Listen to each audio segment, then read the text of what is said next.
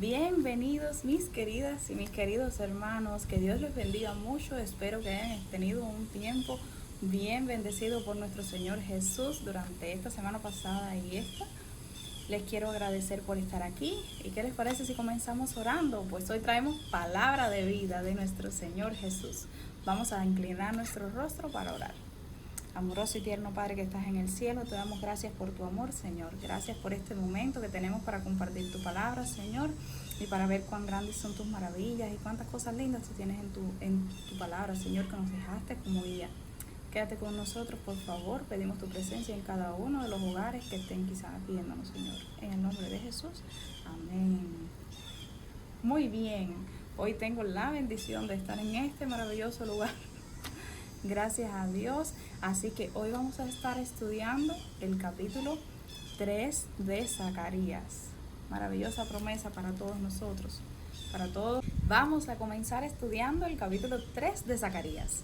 Y déjenme decirles que hay maravillosas promesas en la palabra de Dios para ti que quizás has cometido muchos errores, que quizás no has hecho la voluntad de Dios durante toda tu vida, hasta este momento, que quizás no has tenido tu encuentro personal con Cristo, que quizás te encuentras perdido incluso dentro de la misma iglesia, puedes estar perdido y sin saber muy bien qué hacer, pues realmente no has tenido personas que te conduzcan por el camino correcto, o quizás has pasado momentos en los que simple y llanamente pues no has tomado decisiones correctas. Pero no todo está perdido gracias a nuestro maravilloso Salvador, nuestro eterno Padre Celestial, que Él ha provisto todo para que nosotros podamos disfrutar de las bendiciones que Él tiene preparada para cada hijo suyo. Desde Enoc, que vivió una vida totalmente impecable, dice que era perfecto delante de los ojos de Dios, hasta David o Salomón. Así que vamos a disfrutar de la maravillosa palabra de Dios, pues en ella podemos encontrar maravillosas promesas que pueden alegrar nuestra vida, y no solamente alegrar nuestra vida, sino que aprender a conocer realmente el carácter de nuestro Dios, que no está con un látigo en la mano como el enemigo quiere que tú lo creas. Él no está con un látigo en la mano esperando que tú peques para darte. No. Dios está esperando con tierno amor cada día que tú vuelvas a Él, a sus brazos, y por eso los mantiene abiertos. Y como el padre del hijo pródigo, desde que lo vio en la distancia, dice que salió corriendo a su encuentro para abrazarlo y lloró desde que lo vio y lo abrazó. Así mismo está Dios esperando porque tú vengas a Él, y desde que Él vea que tú vas a dar el primer paso hacia Él va a correr hacia ti, te va a abrazar fuertemente, porque no importa lo que hayas hecho, no importa lo que haya pasado, Dios te ama con un amor inmenso, y ese es nuestro mejor regalo para hoy y para cada día de nuestra vida. Debemos de concentrarnos siempre en el amor que Dios tiene para con cada uno de nosotros. Y vamos a comenzar leyendo este hermoso capítulo, así que les invito a abrir su palabra, que me encanta que abran la palabra de Dios junto a mí, a abrir su palabra para leer juntos este maravilloso capítulo. Dice así, capítulo 3 de Zacarías. Me mostró al sumo sacerdote Josué, el cual estaba delante del ángel de Jehová, y Satanás estaba a su mano derecha para acusarle. Y dijo Jehová a Satanás: Jehová te reprenda, oh Satanás. Jehová, que ha escogido a Jerusalén, te reprenda. ¿No es este un tizón arrebatado del incendio? Y Josué estaba vestido de vestiduras viles, y estaba delante del ángel. Y habló el ángel, y mandó a los que estaban delante de él, diciendo: Quitadle esas vestiduras viles.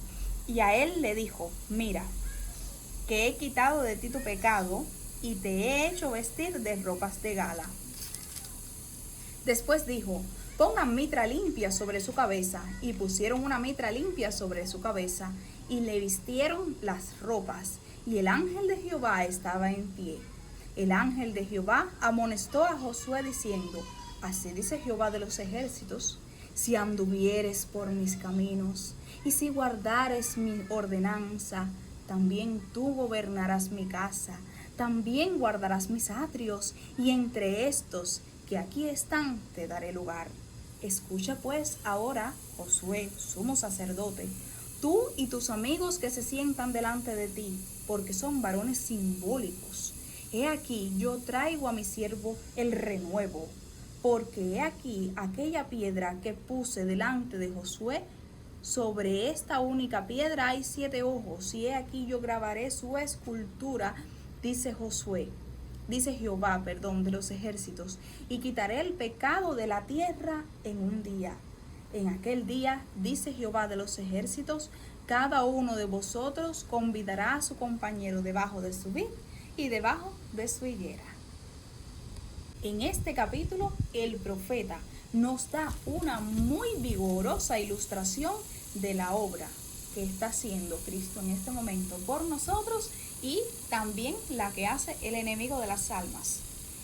Viendo que en Cristo, ¿qué es lo que encontramos? Vamos a busca conmigo Primera de Juan 2, capítulo 2, versículo 1. Vamos a buscar Primera de Juan, capítulo 2,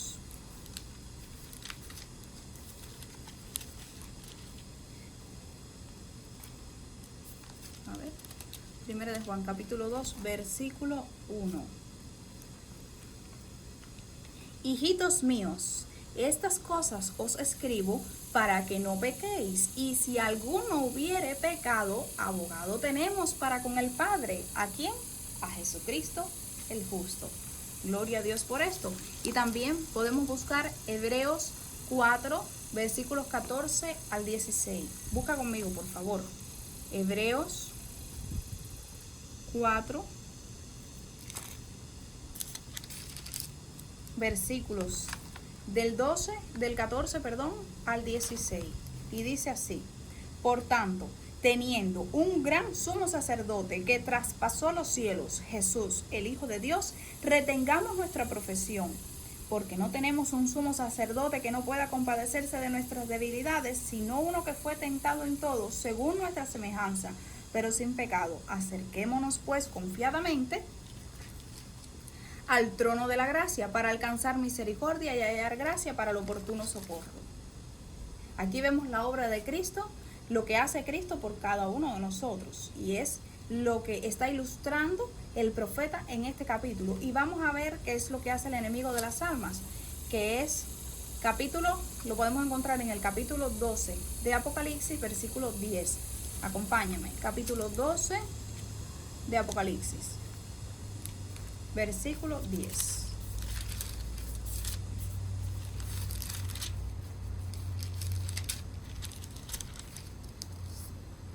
Versículo 10. Entonces oí una gran voz en el cielo que decía: ahora ha venido la salvación, el poder y el reino de nuestro Señor y la autoridad de su Cristo, porque ha sido lanzado fuera el acusador de nuestros hermanos, el que los acusaba delante de nuestro Dios día y noche. Ahí tenemos el trabajo del enemigo de las almas. Hoy por hoy lo hace por nosotros y por cada uno de los hijos de Dios, por cada una de las personas creadas en este mundo. En santa visión el profeta contempla a Josué, el sumo sacerdote, vestido con vestiduras viles, dice la palabra de Dios, de pie delante del ángel de Jehová, que es el mismo Cristo, suplicando misericordia a Dios por su pueblo, y al otro lado tenemos al gran acusador de las almas, listo para resistirle. Por haber sido Israel escogido para conservar el conocimiento de Dios durante todas las generaciones en la tierra, había sido desde el principio el objeto de mira del enemigo. Se había convertido en el objeto especial de enemistad de Satanás, y con todas sus fuerzas se habría propuesto causar su destrucción. Y no podía hacerles daño mientras los hijos de Dios obedecieran la ley de su Padre Celestial. Mientras se mantuvieran debajo de la sombra omnipotente, Él no los podía tocar ni hacer daño. Así que Él obstinadamente empeñó todas sus fuerzas y astucia para inducirlos a pecar y seducirlos por sus tentaciones. habían transgredido la ley de Dios por haber caído en las tentaciones que el enemigo les había puesto. Habiéndose separado así de su Padre Celestial y de su protector, de la fuente de su fuerza, se les había dejado caer presa de sus enemigos, pero aún así Dios no se había apartado de ellos. Y gloria a Dios, porque aún en medio de nuestra debilidad, Dios no se aparta del todo, somos nosotros los que nos apartamos de Él. Dios permitió que fueran llevados a cautiverio por muchos años. El Señor no los abandonó y les mandó profetas en muchos momentos para que los amonestaran de su mal proceder y se arrepintieran. Así el pueblo despertó, se dio cuenta de lo que estaban haciendo y sintiendo culpabilidad se humilló delante de Dios, viendo que estaban arrepentidos de sincero corazón. Les envió mensajes de aliento, prometiéndoles que iban a ser libertados en el nombre de Dios. Dios los iba a devolver otra vez a su tierra. Y Satanás estaba resuelto a impedir esto, pues ya un grupo de remanente de Israel había salido delante y él estaba tratando de inducir a las naciones paganas, que eran sus agentes, a destruir este grupo ya completamente. Mientras Josué suplica humildemente que Dios cumpla sus promesas, el enemigo de las almas señala las transgresiones de los hijos de Israel como razón por la cual no les podía devolver el favor de Dios. Les pide como presa, los reclama como su presa y exige que les sean entregados para ser totalmente destruidos.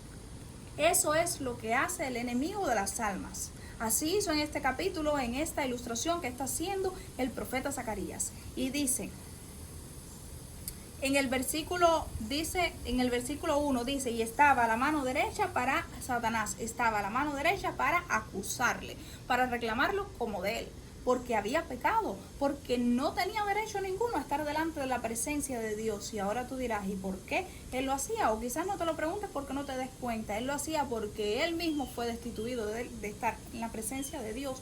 Él no podía ya vivir como los otros ángeles viven allá arriba en el cielo, igual que él vivía y gozaba de ese beneficio. Ya él no podía. Y entonces él quiere que tú y yo corramos la misma suerte de él hoy en día por haber pecado. Miren qué maravillosas promesas Dios tiene para nosotros, porque Dios es un Dios de amor, es nuestro Padre amante y celestial. Claro, Él se complace en que nosotros hagamos el bien. Y claramente, el pecado, cuando uno comete pecado y se arrepiente, el arrepentimiento es apartarse del pecado y no cometerlo más. ¿Ok? Así que no es que tampoco Dios te apoye en lo que tú estás haciendo mal, ¿ok? Debe haber un cambio en nuestra vida. Debemos hacer la voluntad de nuestro Padre Celestial por amor. Así vemos en esta ilustración al sumo sacerdote Josué allí delante, y entonces lo vemos humillado, lo vemos sintiendo ese pecado en su corazón y sabiendo a sabiendas que él lo había cometido. Y entonces podemos ver al enemigo de las almas allí al lado de él, acusándolo con el dedo acusador. Y podemos ver también a nuestro amante Jesús ahí al lado también de Josué. Este sumo sacerdote Josué no podía defenderse por sí solo de todas estas acusaciones que hacía el enemigo. No sostiene que Israel esté libre de todo lo que se le está acusando, de sus culpas, y en sus vestiduras viles simboliza, cuando dice las vestiduras viles, simboliza todo el pecado que habían cometido, y era real, que él lleva como su representante, el sumo sacerdote del pueblo. Está delante del ángel, señalando su culpa y confesando sus pecados, señalando sin embargo también su arrepentimiento. Él estaba arrepentido de todas las cosas que habían pasado. Y humillado y confiando en la misericordia de su Redentor y gran sumo sacerdote, que se presenta delante del Padre para perdón de nuestros pecados.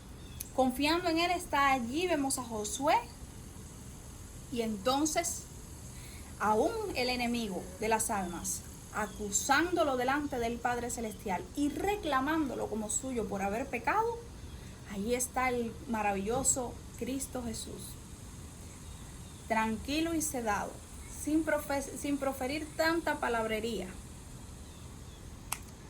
Ahí está el ángel de Jehová, como dice la palabra de Dios, que es nuestro maravilloso Salvador. El Salvador de los pecados hace callar al acusador de su pueblo. Hace callar al acusador de su pueblo con estas simples palabras. Jehová te reprenda, oh Satanás. Jehová, que ha escogido a Jerusalén, te reprenda. Jehová, que ha escogido a Lisi, te reprenda. Jehová, que ha escogido tu nombre, ponlo allí, te reprenda. ¿No es este un tizón arrebatado del incendio? ¿No es este un tizón arrebatado del incendio? ¿Y qué cosa es un tizón arrebatado del incendio? Somos apartados, somos nación santa, pueblo adquirido por Dios. El compasivo Salvador no dejará a su pueblo humillado y penitente bajo el poder opresor del enemigo de las almas. Amén y gloria a Dios por esto. Aceptada la petición de Josué delante del Padre Celestial, se le da la orden. Lee conmigo. Zacarías 3, capítulo 3, versículos 4 y 5. Y habló el ángel, y mandó a los que estaban delante de él, diciendo: quitadle esas vestiduras viles. Y a él le dijo: mira, que he quitado de ti tu pecado, y te he hecho vestir de ropas de gala. ¿Recuerdan que las vestiduras viles simbolizaban el pecado? Ya no estaba vestido de vestiduras viles, ya estaba vestido con las ropas de gala del sacerdote. Su propio pecado y los de su pueblo fueron perdonados. Aleluya y gloria a Dios. Qué hermosa bendición y qué maravillosa esperanza para nosotros, ¿verdad que sí? Israel había sido revestidos de ropa de galas y la justicia de Cristo le era imputada. La mitra puesta sobre la cabeza de Josué como sumo sacerdote. Yo no sé si ustedes sabrán lo que simbolizaba eso. Eso era algo bien importante. Vamos a leer conmigo Levítico 8:9. Acompáñame, por favor, a buscar Levítico 8:9. Capítulo 8, versículo 9. Dice: después puso la mitra sobre su cabeza, y sobre la mitra en la frente puso la lámina de oro, la diadema santa, como había Jehová mandado a Moisés.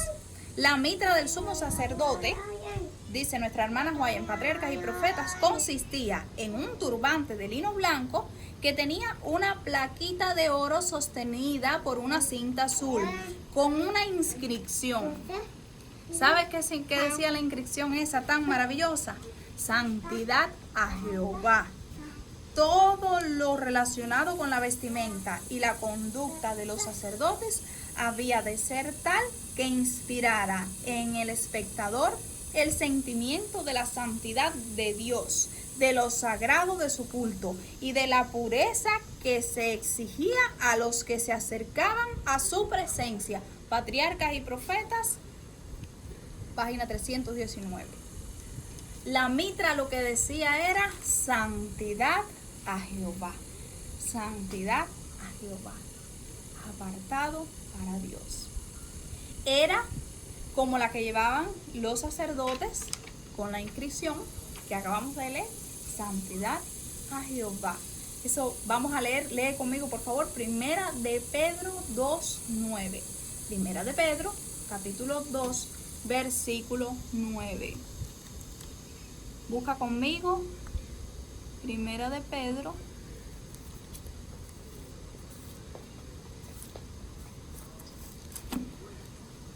capítulo 2, versículo 9. Primera de Pedro 2:9 dice así: mas vosotros sois linaje escogido, real sacerdocio, nación santa, pueblo adquirido por Dios, para que anunciéis las virtudes de aquel que os llamó de las tinieblas a su luz admirable. ¡Qué maravilloso! Nosotros también somos real sacerdocio. Ahí estamos representados con el sumo sacerdote Josué, pecador, y un pueblo lleno de pecado. Ahí estamos nosotros también representados. Lo que significaba era que a pesar de sus antiguas transgresiones, estaba ahora capacitado para servir delante de Dios. ¿Dónde? En el santuario. Tremendo lugar tan importante y especial, donde la propia presencia de Jehová bajaba a ese lugar. ¡Qué gran maravilloso!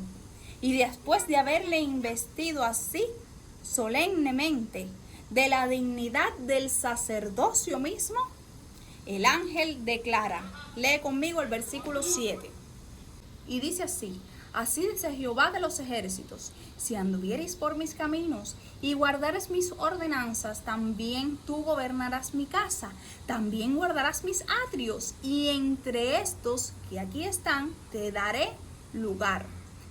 Dice, también tú gobernarás como juez. Se le iba a honrar como gobernante, como juez del templo y todos sus servicios. Cosa importante iba a ser ahora, iba a andar entre ángeles que le acompañaran aún en esta vida, y al fin se uniría a la muchedumbre glorificada que rodea el trono de Dios. Amén. Gloria a Dios.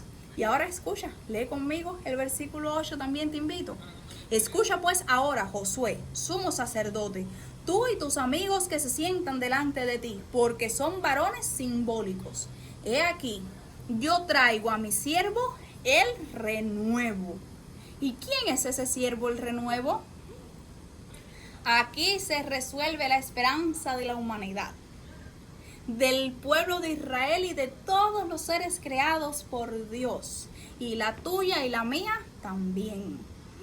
Era por la fe en el Salvador venidero, como Josué y su pueblo recibían perdón. Ese renuevo a quien representa es a nuestro amante y precioso Cristo Jesús, que dio la vida por nosotros. Aún allí no la había dado, pero desde allí ya estaba la esperanza en nuestro amante Salvador. Así es, te voy a compartir un detallito. Así es que cuando Jesús estaba allí en el Monte de los Olivos, en la transfiguración, Jesús fue visitado por dos personas. ¿Y quiénes fueron esas dos personas? No fueron seres celestiales. ¿Quiénes fueron? Moisés y Elías, dos seres humanos, pecadores como tú y como yo. ¿Y saben por qué fueron ellos? Si Dios no mandó al ángel Gabriel, o mandó a otro ser celestial que no tuviera pecado. Simple y llanamente porque esos dos amigos de Jesús también, aunque están en el cielo, su salvación dependía de la muerte de nuestro Salvador, que Él también diera su vida por ellos. Y así fue que allí Jesús retomó las fuerzas otra vez y siguió adelante. Por eso fue que ellos vinieron a visitarle. Nuestra garantía, la tuya y la mía, de vivir una vida mucho mejor, de ser felices, de poder ministrar delante de nuestro Padre Celestial, de poder vivir una vida como Dios quiere que la vivamos, que glorifiquemos el nombre de Dios constantemente, está solamente puesta en Cristo Jesús. Y debemos de darle gracias por el sacrificio tan grande que Él hizo por la humanidad, que no fue morir en una cruz. Él mismo era la vida, Él mismo era vida. Ese gran sacrificio fue apartarse de su Padre, que Él nunca se había apartado antes. Y Él nunca, y porque dice que el pecado nos aparta hacia un abismo entre nuestro Creador y nosotras las criaturas. Y entonces, cuando nosotros nos apartamos, vamos hacia el pecado, nosotros nos apartamos de Dios. Tristemente, Él nunca pecó, pero la carga de nuestro pecado sí la llevó. Por la fe en Cristo les era devuelto de nuevo el favor de Dios en virtud de sus méritos. Si andaban en sus caminos y guardaban sus estatutos, serían hombres simbólicos, honrados como los escogidos del cielo entre las naciones de la tierra.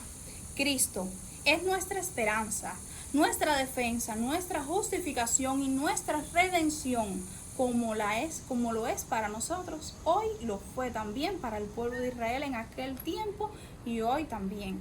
En todas las edades, el enemigo de las almas ha acusado a aquellos que buscan la misericordia y el favor de Dios. La controversia se repite nuevamente cada día, incluso hoy en nuestros días y hasta el final de este tiempo. Cada alma que es rescatada del poder del mal y cuyo nombre es registrada en el libro de la vida del Cordero, su carácter deficiente le causa regocijo a Satanás, que no pueda cumplir con los estatutos que Dios pone. Únicamente por el hecho de que violemos la ley de Dios puede Él dominarnos. Por el plan de salvación, Cristo está quebrantando el dominio de Satanás sobre la familia humana. Y amén por esto, gloria a Dios, y rescatando almas de su poder.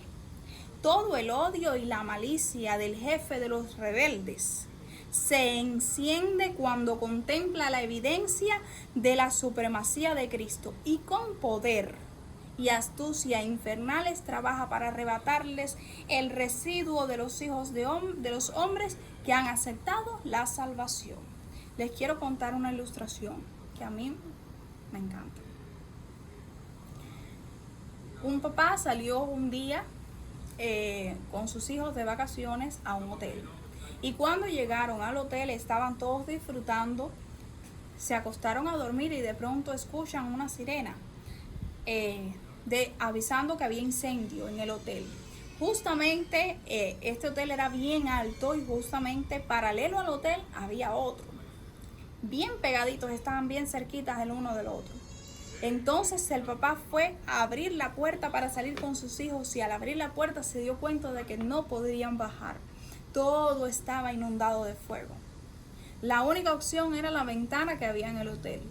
Y al abrir la ventana, ellos estaban en un piso bien alto, bien alto.